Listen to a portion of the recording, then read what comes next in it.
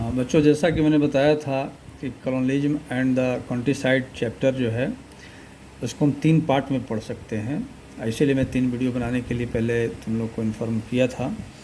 तो पहले पार्ट में हम लोगों ने यहाँ तक पढ़ा था 5th रिपोर्ट में, जिसमें ब्रिटिश पार्लियामेंट में भारत के संबंध में रिपोर्ट की गई थी। अब उसी रिपोर्ट में हमें ये पता चलता है कि राजमहल की पहाड़ियों में हो एंड प्लाव, ये एक सिंबॉलिक नाम दिया गया है। ये सिंबॉलिक नाम मतलब कुदाल और हल, कुदाल और हल। अब कुदाल और हल टॉपिक से क्या समझ में आ रही है बात?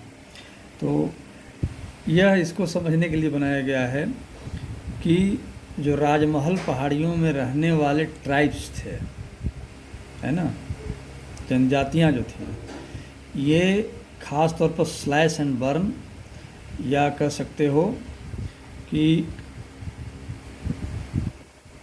झूम खेती का नाम सुना होगा तुम लोगों ने। तो झूम खेती किया करते थे, मतलब एक जगह पर जंगलों को जला करके सफाई किया, वहाँ पर खेती किया, फिर 2-3 साल बाद वहाँ छोड़कर चले गए, वो फिर अगले जगह में इस तरह से किया। तो इस तरह से जो झूम खेती ये करते थे, तो उससे जंगल को भी नुकसान होता था और साथ ही खेती कम होती थी। इसलिए कम जगह में खेती करने को ये एक तरह सिम्बलाइज किया गया कुदाल से, और जब बड़े लेवल पर खेती करने का प्रयास किया गया, मतलब जो कॉलोनियल गवर्नमेंट आई, तो अंग्रेज़ों ने जो प्रयास किया कि बड़े एरिया में इनको सेटल करके खेती करवाई जाए, उसको सिम्बलाइज किया गया हल से। ये बड़ी मज़ेदार बात है। तो खैर, इस टॉपिक पर हम ये पढ़ेंगे कि राजमहल की पहाड़ियाँ जो भागलपुर से झारखंड के बीच में फैली हुई हैं, वहाँ पर जो पहाड़िया जनजाति थी, पहाड़िया जनजाति का दिनचर्या कैसा था, जैसे महुआ के फूल बिनना, शहद इकट्ठा करना, या जंगलों की लकड़ी बेचना, और इस तरह से झूम खेती करना। तो ऐसे सीमित स्तर पर इनके अपने एक जीवनचर्या थी। जंगलों को खुद ये मानते थे कि हमारा है और इस पर किसी और का अधिकार नहीं हो सकता। लेकिन जब कॉलोनियल गवर्नमेंट आई, अंग्रेज आए, तो उन्होंने अपने खेती की ज़मीन को बढ़ाने का प्रयास किया, और उसी बढ़ाने के क्रम में इनसे इनका टकराव हो गया। फिर संथाल थे, ये भी एक जनजाति है। तो ये अपने को मानते थे कि हम इस जो सेटलर जितने भी थे, जितने भी बासिंदा थे वहाँ पर, उसमें सबसे पहले के थे, पायनियर हैं। तो इनके भी दिनचर्या लगभग ऐसी ही थी।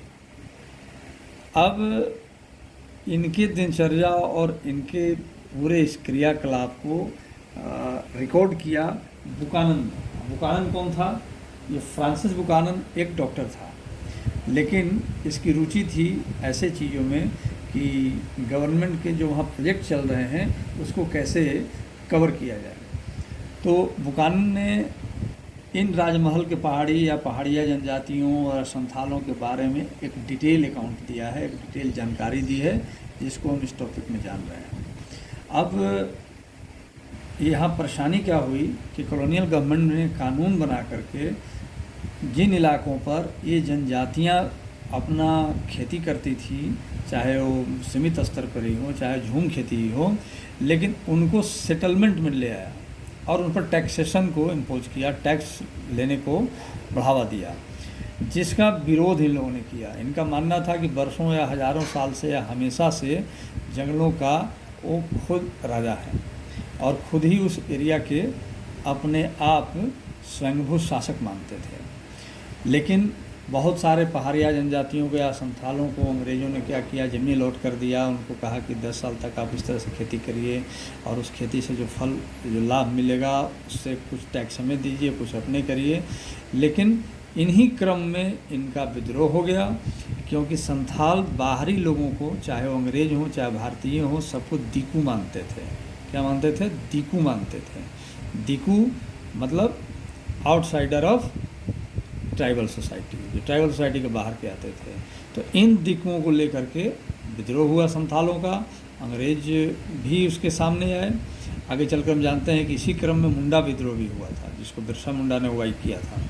तो इस सब टॉपिक में जो 5वीं रिपोर्ट में जो इंगित किया गया था, उसमें यह भी बताया गया था कि किस तरह से जनजातियों के जीवन शैली में ईस्ट इंडिया कंपनी या ब्रिटिश गवर्नमेंट हस्तक्षेप कर रही थी और जिसके कारण वहाँ पर विद्रोह हो रहे थे। अब तीसरे टॉपिक जब आएंगे हम दक्कन रिवोल्ट को पढ़ाएंगे तो ये चैप्टर पूरा होगा और दक्कन के लिए अलग से हम वीडियो बनाएंगे। Thank you.